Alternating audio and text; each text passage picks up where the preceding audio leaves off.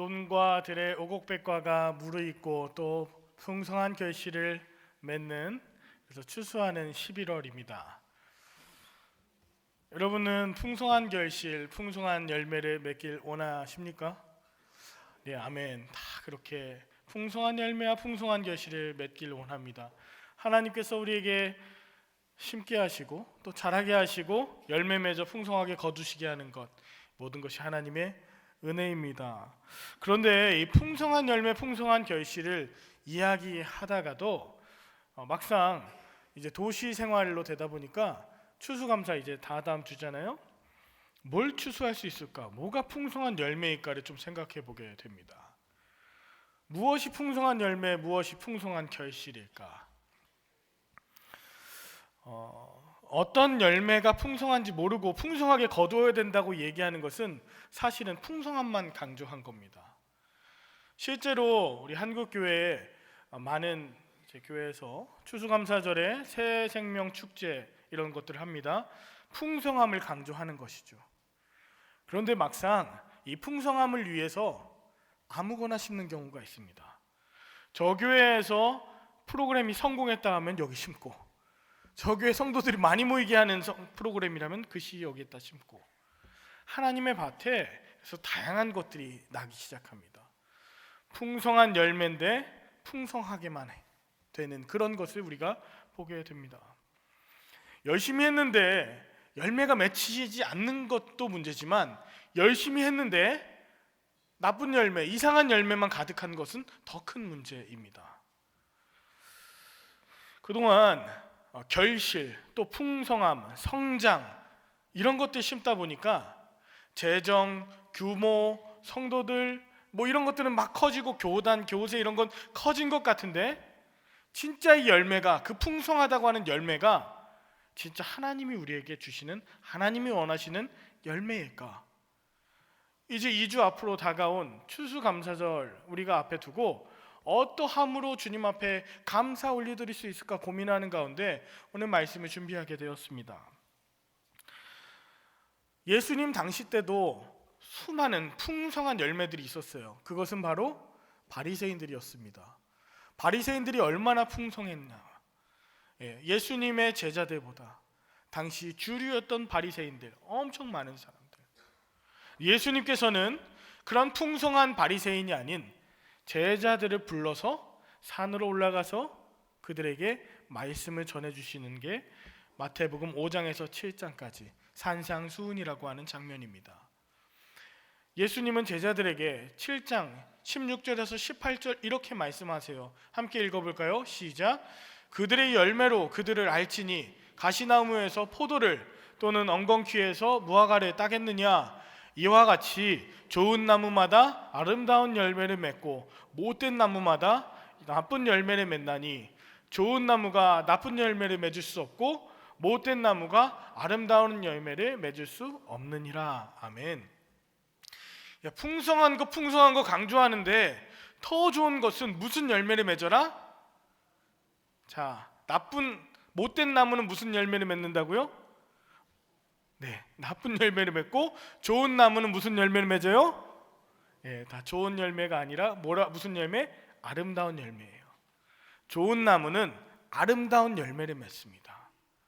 그래서 우리가 오늘 함께 이야기할 것은 바로 풍성한 열매, 풍성한 결실을 거두는 것 중요하지만 무슨 열매냐?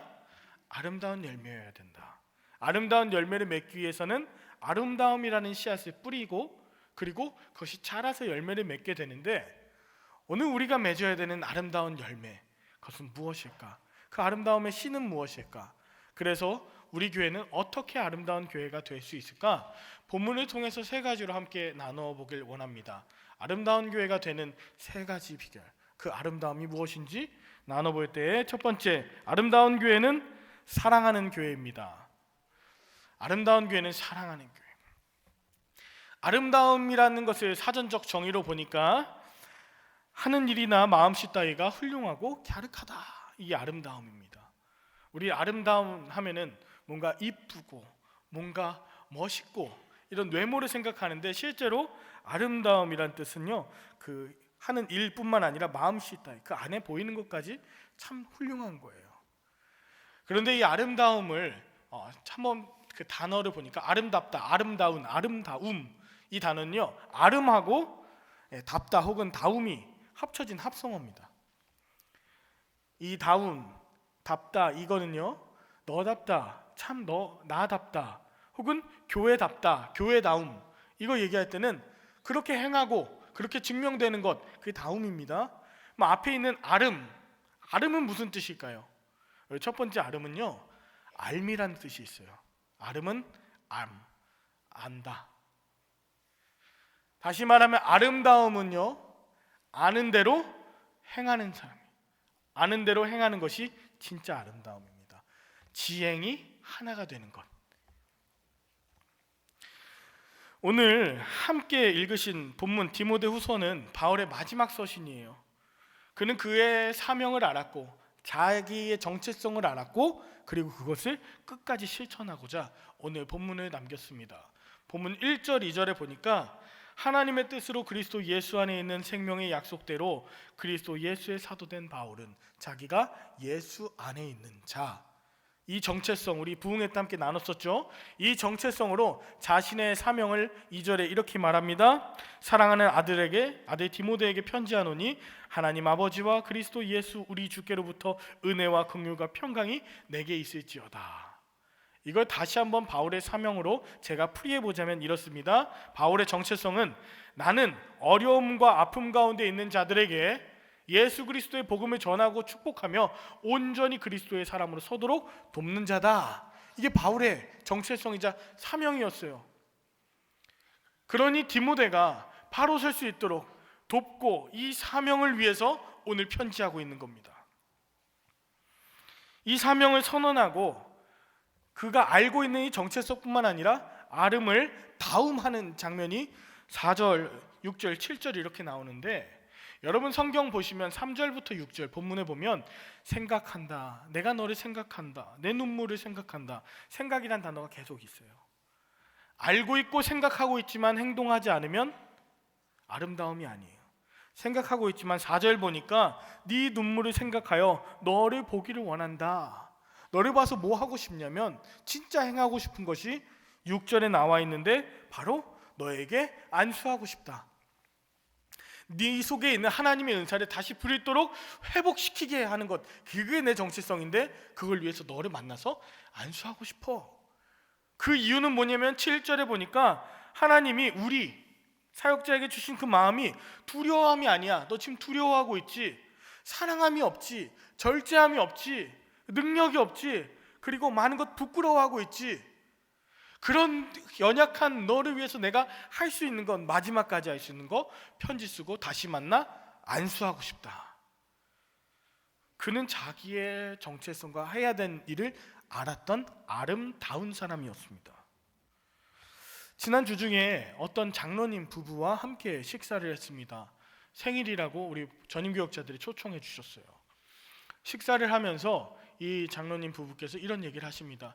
참 교회를 그래도 좀 나왔지만 이 사람들 아는 분들이 많이 없습니다. 그래서 참 많이 서로가 악수하고 서로 이름을 나누고 서로 그렇게 반갑게 맞으면 참 좋을 텐데, 그러면 더 아름다운 교회가 될 텐데요.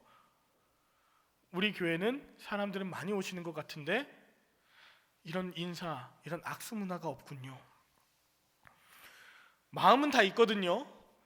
알고 있거든요. 근데 악수하고 손이 나가지 않으면 사랑하는 마음 또 환영하는 마음이 비춰지거나 실제로 느껴지지 않게 되는 거죠.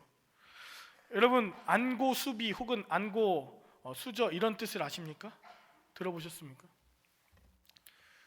뭐냐면 눈은 높은데 솜씨는 서투른다.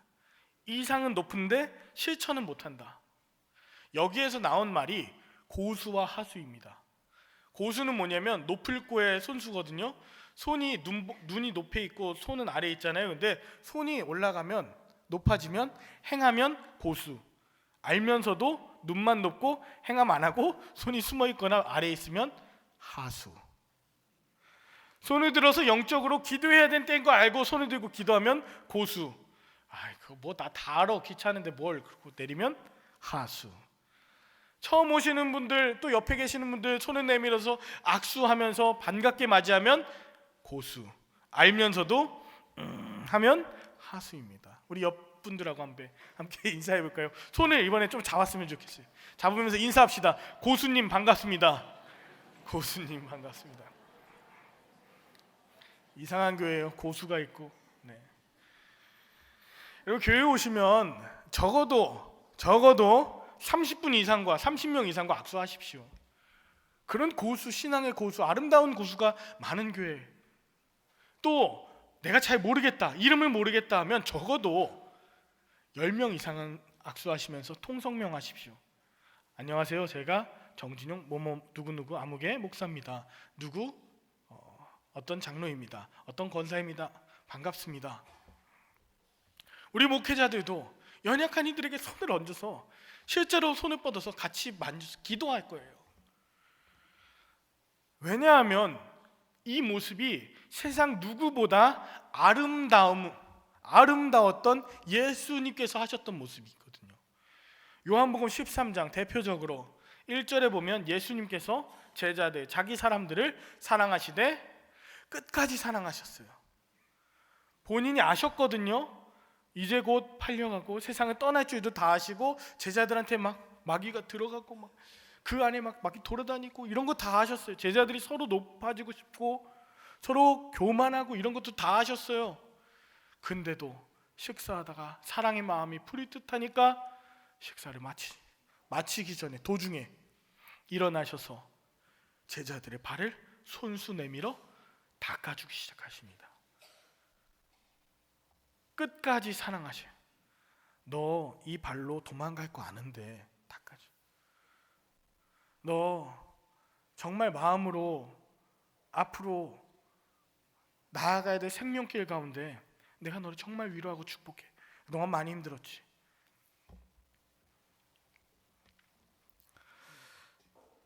변덕쟁이 베드로의 발도 씻기시고 사탄이 들어간 가룟 유다의 발도 씻기셨어요.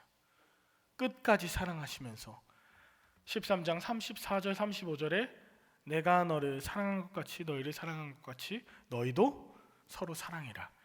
알고만 있지 말고 사랑하라고요. 여러분 정말 아름다운 교회는 그런 교회예요. 알고만 있는 게 아니라 손이 나가는 교회. 대접하고 서로 씻기고 서로 악수하고 서로 안수하고 처음 보면 손 잡아 맞이하고 힘들어 지친 손은 잡아 일으키는 그런 아름다운 자들이 가득한 교회가 정말 아름다운 교회입니다. 오늘 사도 바울처럼 마지막까지도 안수하고자 하는 이 마음으로 끝까지 사랑하시고 끝까지 아름다움을 완성하시는 것, 그것이 우리에게 주신 아름다움이라는 씨앗입니다. 그 씨앗이 심겨져 아름다운 교회가 되길 간절히 축원합니다. 두 번째 아름다운 교회 어떤 교회냐? 공감하는 교회입니다. 무슨 교회라고요? 공감하는 교회예요. 아름의 두 번째 뜻은 뭐냐면 알타란 뜻이에요. 알타, 아픔, 통증. 그래서 아름다움은 뭐냐면 아픔을 느껴본 자답게 행동하는 거예요. 아름다운 자는 아픔, 통증을 경험해본 자답게 사는 것이 아름다운 자입니다. 요즘 젊은 부부들이 아이 하나 아니면 둘 낳고도 힘들다고 하는데 우리 어르신들은 보면 우리 옛날에는 뭐 열씩 낳고도 알아서 키우고 뭐 그냥 일하다가도 낳고 막 알아서 키웠는데 너희는 왜 하나 낳고도 이렇게 힘들어하냐? 제 얘기는 아니에요. 그렇게 얘기하시는 분들도 혹 계세요. 누가 아프면 아프면서 성장하는 거지 뭐 다 그러면서 커. 청년들이 힘들다 그러면 아프니까 청춘이지 뭐 이렇게 얘기하세요. 청년들은 뭐라 그러냐면 그때랑 지금이랑 같은 줄 아세요? 아프니까 청춘이 아니라 아프니까 환자죠. 이렇게 얘기해요. 옛날에 10명 키우는 거랑 지금 하나 키우는 거랑 시대가 달라졌어요. 이렇게 얘기해요. 모두가 맞는 얘기하는 것 같지만 성장을 위한 통증은 불가피한 것 같지만 빠져있는 게 있어요. 지금 공감이 빠져 있어요. 맞는 말을 하는 것 같은데 전혀 와닿지 않는 것, 공감 때문이에요. 엊그제 뉴스를 보다가 가슴이 진짜 답답해서 너무 힘들었습니다. 5년 전 세월호 당사 참사였던 당일에 한 아이가 단원고 학생이 그 맥박이 뛰는 상태로 이제 구조된 거예요. 이 빨리 지금 헬기를 태워서 지금 이송을 해야 되는 20분 거리에 헬기를 요청을 하고 그 이송 준비를 환자 이송 준비를 다 해놨는데 헬기가 없어가지고 배로 4시간 걸려서 이동하다 죽었어요. 헬기가 2대가 왔는데 서해청장이 하나 타고 나중에 또 온 거는 해경청장이 타고 갔대요. 여러분, 저는 정치 얘기하는 거 아닙니다. 한 아이가 그렇게 죽어간 그 생명에 대한 얘기를 하는 거예요. 내 아들, 내 자식, 내 손주라고 생각해 보면 거기에 영상 보면요, 해경들이요, 빨리 헬기 와야 되는데 이거 왜 배로 옮겨? 지금 헬기 와야 되는데 이런 게 다 나와요, 얘기들이. 그런데 댓글을 보는데 더 가슴이 아팠어요. 네 아들만 죽었냐? 우리 아들도 교통사고 나서 죽었다? 뭐 수학여행 가다 교통사고 나서 죽은 거? 아마 믿는 사람들도 그 가운데 있었을 거예요. 우리 손주도 하늘나라 갔는데 왜 이렇게 호들갑이냐? 이런 얘기들을 하죠.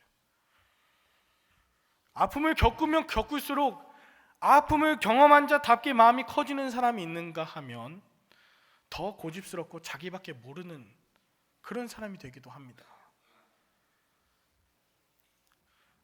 얼마 전 우리 이쪽 분당에서도 아주 유명한 우리 젊은 여가수 한 명이 스스로 목숨을 끊었습니다. 여러분 아시죠?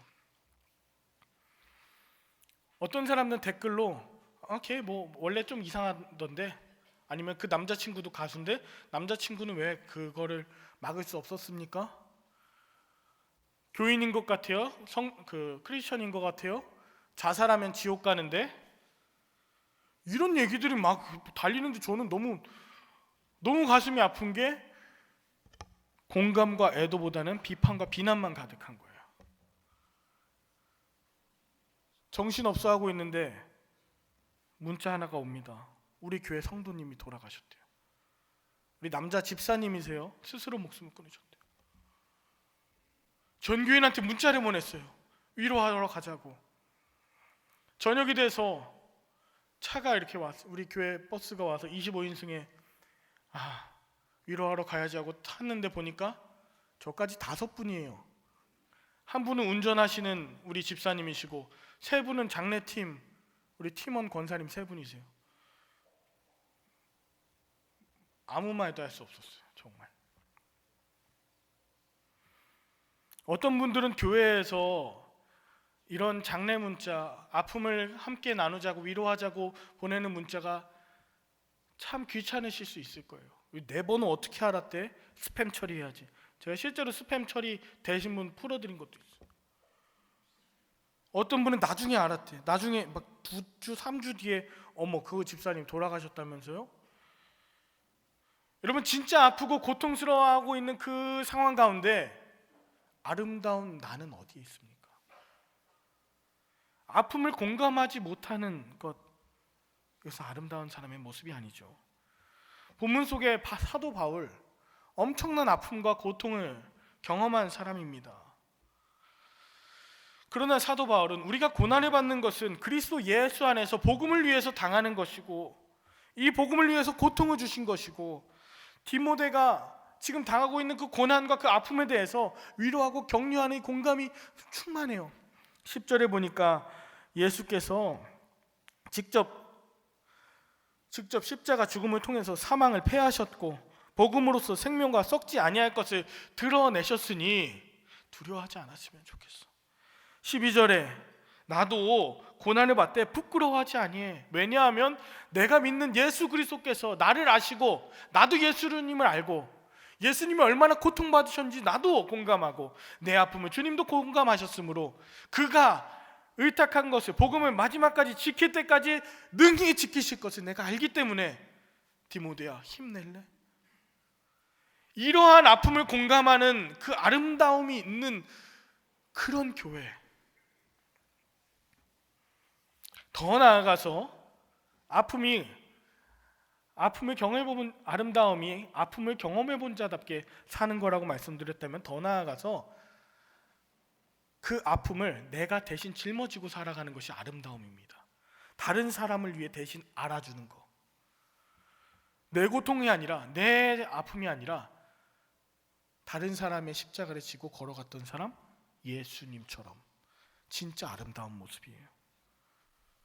작년 이맘때쯤에 우리 교회 부흥회 4번을 하는데 마지막에 오셨던 목사님이 계십니다. 김동호 목사님.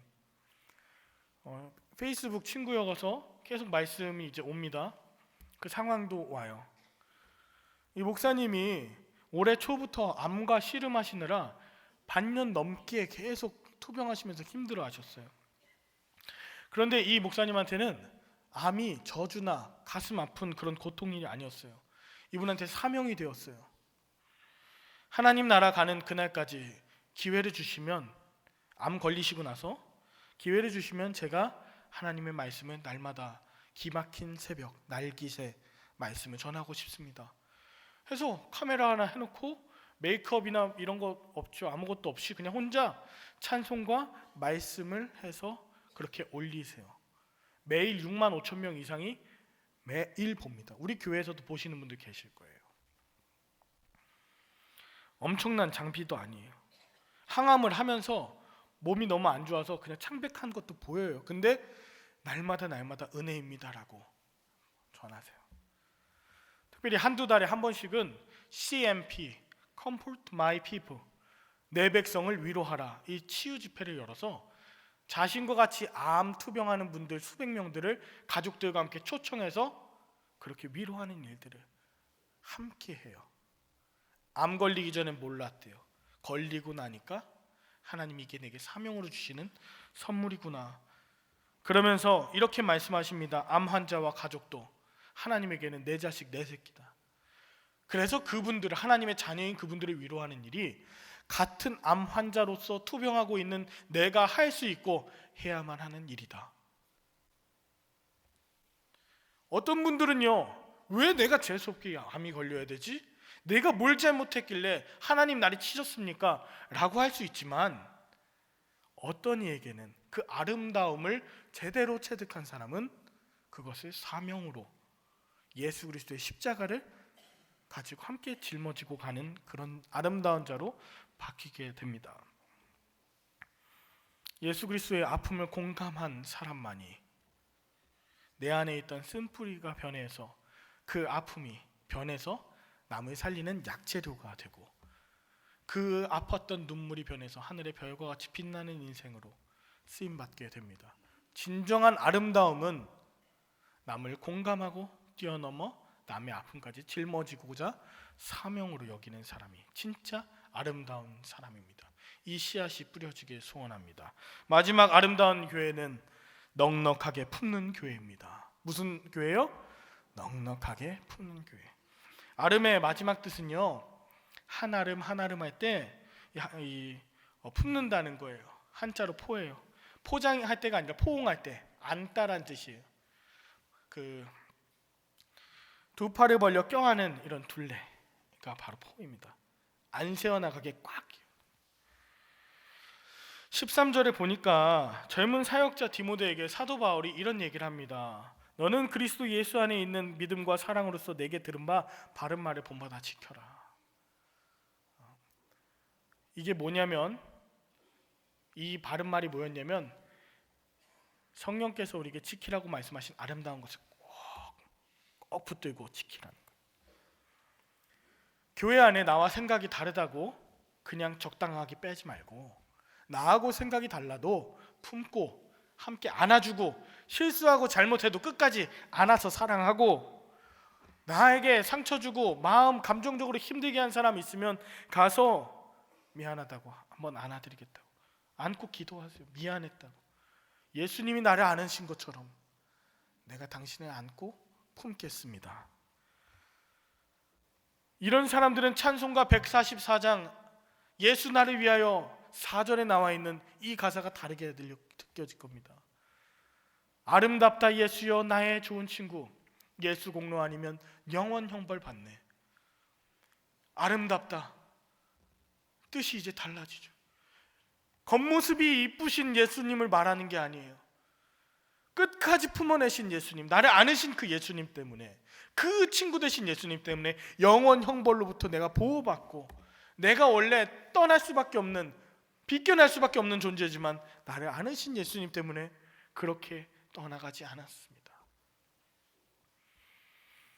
그러면서 14절에 이렇게 마지막 이야기합니다. 우리 안에 거하시는 성령으로 말미암아 내게 부탁한 아름다운 것을 지켜라. 성령으로 말미암아 내게 부탁한 아름다운 것, 그것이 무엇일까요? 정말 아름다운 것, 아름다운 것은 여러분입니다. 우리 사랑하는 성도들을 지켜내라, 품어내라. 꼭! 저한테는 도전입니다. 이건 하나님으로부터 받은 마음이고 바른 말이기 때문에 여러분 꼭 지키는 마음으로 말씀드립니다. 외부에서 어떤 분들이 한신교회 수백 명이 나갔다면서요? 제 지식대로 들은 얘기입니다. 저한테 한신교회 애들까지 다 합쳐서 1000명도 안 남았다면서요? 이런 얘기를 하세요. 아닌데요? 우리 교회 안에서도 교회 왔는데 옆뒤 보니까 앞뒤 옆에 보면 텅텅 빈 것 같아요. 이제 너무나도 쓸쓸한 것 같아요 하시는 분들도 계세요. 여러분, 그러나 사실과 해석은 다릅니다. 실제로 그럴까요? 아니요. 오늘 1부 예배, 2부 예배는 여러분 예전보다 더 많이 오세요. 1부 예배는 평소보다 한 20-30분 더 오세요. 2부도 작년보다 더 많이 오세요. 3부는요 조금 적거나 비슷해요. 앞 옆에 한번 보세요. 가득 찼어요. 여러분, 근데 달라진 게 하나 있더라고요. 마음가짐이에요. 마음가짐이, 태도가 지금 달라요. 뭐가 다르냐면 예배 시간에 오시는 시간이 전반적으로 늦어지셨어요. 3부 예배 전에 식사하고 올라오시는 조금 늦어지시는 분들도 계시고, 2부 예배 때는 그래도 기도하시는 분들 계시지만 미리 와서 기도하고 미리 와서 찬양으로 열심히 준비하시는 그 마음이 지금 줄었어요. 이제는 2부 3부 때 기도할 때 문을 닫아 놓습니다. 기도 중엔 닫고 대표 기도 마치면 문을 열어요. 그러면 또 한 20-30분, 30-40분 또 들어오세요. 여러분, 전반적으로 오시는 그 마음가짐, 미리 내가 사모하는 마음, 은혜 받을 준비가 지금 달라졌다는 거예요. 이 마음 여러분들 가득 품어서 지키시길 바랍니다. 금요기도에 여러분 중직자분들이 안 나오기 시작하셨어요. 성도들이 떠나간 게 문제가 아니라, 여러분 담임 목사님 계실 때도 나가시는 분들 많으셨어요. 안 계실 때도 새로운 분들 오시고 계속 예배에 오셔요. 더 중요한 건 뭐냐면 왔을 때 손으로 잡고 함께 기도하고, 손을 들어서 기도할 땐 기도하고, 금요기도에 와서 정말 뜨겁게 기도해내는 것, 우리의 마음가짐, 그것이 우리가 지켜야 될, 하나님 주시는 가득 품어야 되는 마음이라는 것이죠. 다음 주 이제 목요일날 수학능력시험이 있지 않습니까? 그래서 이번 주 금요일에는 수험생들 데리고 나오시면 안수하고 함께 위로하며 격려하며 기도할 거예요. 미리 감사하는 기도를 드릴 겁니다. 여러분, 담임 목사님이 안 계시니까 목장에서 더 뜨겁게 기도하며 목부원들을 더 뜨겁게 품어주시고, 담임 목사님이 안 계시니까 더 미리 오셔서 기도함으로 주의 예배를 사모하시고 찬양으로 미리 준비되셔야 되는데, 내 마음이 벌써 풍성하지 않고 가을에 떨어지는 낙엽으로 가득하니 참 쓸쓸하네요. 교회가 참 찬바람이 많이 부네요. 아니죠. 성령을 풍성함으로 가득 채우시고 이것을 가득 지키시길 간절히 축원합니다. 제가 말씀 마무리하면서 제 지난 주일에 한신뉴스콰이어 그 제 5회 정기 공연에 다녀왔습니다. 여기도 갔다 오신 분들 계실 거예요. 우리 아이들이 얼마나 찬양과 또 일반 노래도 그렇고 많이 준비했는지 참 많이 자랑스러웠어요.